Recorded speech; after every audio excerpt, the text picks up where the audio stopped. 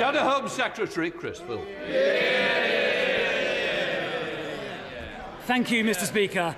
I associate myself with the Deputy Prime Minister's remarks about the tragic air crash in India and, of course, what she said about our dear colleagues Joe Cox and Sir David Amis.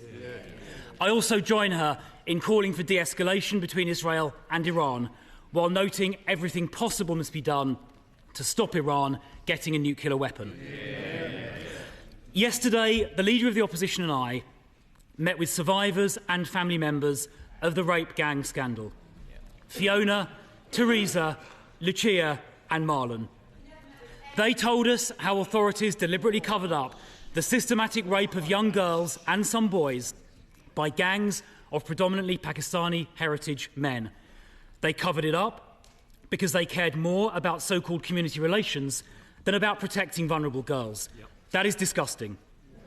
The survivors told us they will only have confidence in an inquiry if it is independently led, has full statutory powers, covers all 50 towns affected, including Bradford, if those who covered this up are prosecuted, if foreign perpetrators are all deported, if survivors are closely involved, and if it is set up before the summer recess.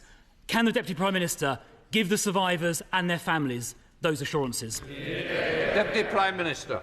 Well, Mr. Speaker, first of all, can I thank him for his tone and putting the survivors and victims at the heart of his question here today. I think it's absolutely right that we all look at what's happened over the last couple of decades, the countless reports that we've had, and we look to implement that. He's absolutely right to also talk about the confidence people must have in that independent inquiry. And the member that my friend, the Shadow Home Secretary, spoke about that earlier this week in regards to Baroness Casey's report. So we will take that forward at speed, Mr. Speaker. It will be independent, it will have statutory powers, and we will implement the J report, which was he will have known about as the Shadow Minister in the Minister in charge at the time, and we'll get on with taking the action. I hope members of his party will take his tone in making sure the whole House put the victims first and we all work together to get to the bottom of it. Well, I thank the Deputy Prime Minister for her answer. It is vital that scandals like this are never again covered up because of the racial background of perpetrators. And Baroness Casey's report said people who downplay the ethnic dimension are letting victims down, to use her words. So I do have to raise the language the Prime Minister used in January when he, I'm afraid to say, smeared campaigners as jumping on, quotes, a far-right bandwagon, simply for calling for the very inquiry he has now been forced to set up. Standing up for rape victims is not far-right. So will the Deputy Prime Minister apologise for what the Prime Minister said? Deputy Prime Minister.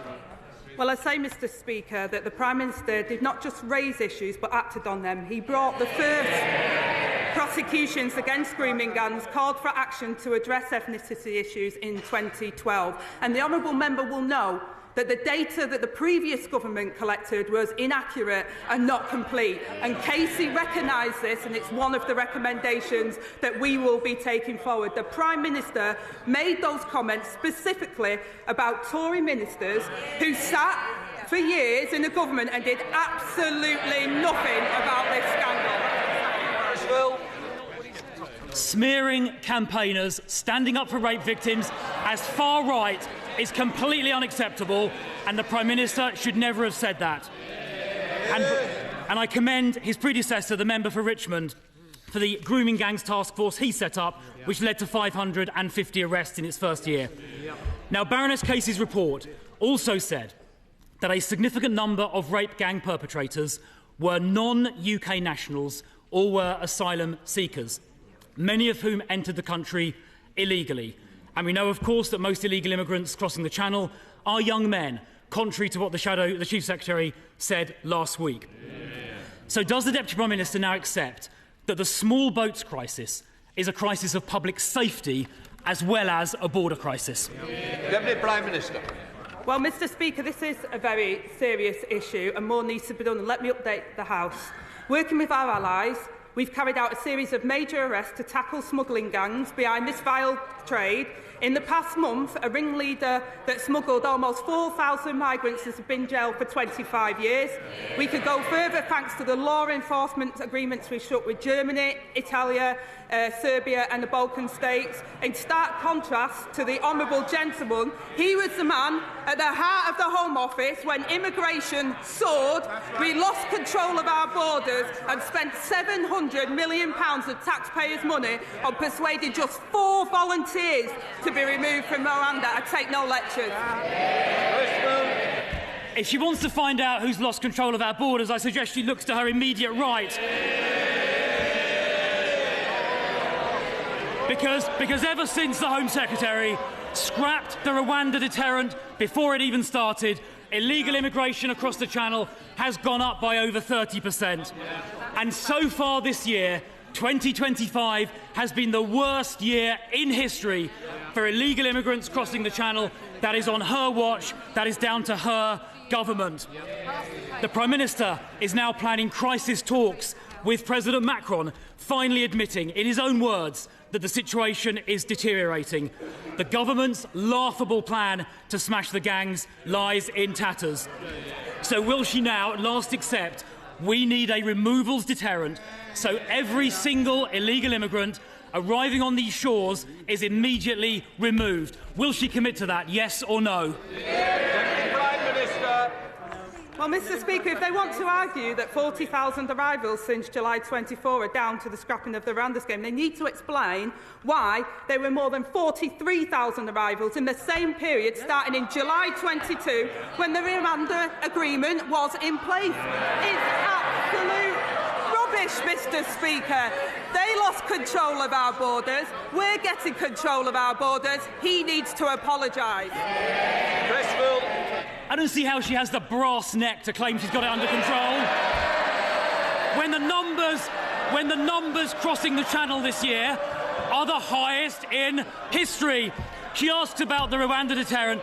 I'll repeat, she obviously wasn't listening to what I said earlier. The Rwanda scheme never started. And indeed illegal immigrants in Calais said they were... Order! Order! Just do it. I want to hear the question, and I'm sure our constituents want to hear the question and the answer. Crystal. Thank you, Mr Speaker. The Rwanda scheme never started. Illegal immigrants in Calais were saying before the election how much they wanted the Prime Minister to get elected because he would help them get here. When Australia started a similar scheme about 10 years ago, it worked within a few months. Now, Mr Speaker, as a consequence of the government losing control, they are now accommodating growing numbers of illegal immigrants, many of whom cross the Channel, in asylum, hotels and flats. The Home Office's suppliers are now actively offering above-market deals to landlords to get hold of their properties to be used for illegal immigrants. In the meantime, hard-pressed young people here are unable to rent or buy. So why is this government prioritising housing for illegal immigrants above housing for our young people?